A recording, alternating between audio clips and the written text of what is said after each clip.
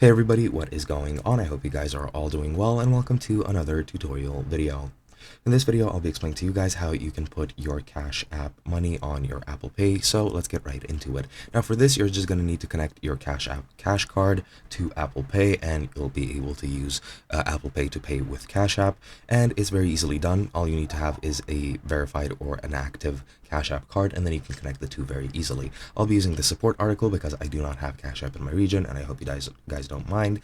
But let's get right into it without any beating around the bush. So what you need to do is you just need to go into the card tab at the bottom left of your Cash App. It's the second icon from the left, so just tap on that, and then you need to select Add to Apple Pay, and then just follow the prompts. Now, if you want to add it through the Apple Wallet, you can go into the card menu as well and click on the I in the top right of the card, which will uncover your card details, such as your card number, CVV, and expiration date.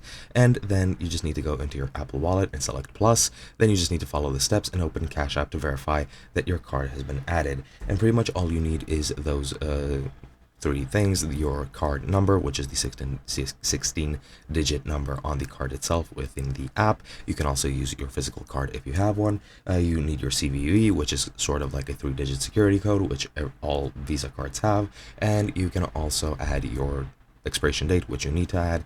And then once you add all of those items, your Cash App will be connected to your Apple Pay. And that's pretty much as simple as it gets. Hope you guys enjoyed, and I'll be seeing you guys in another video.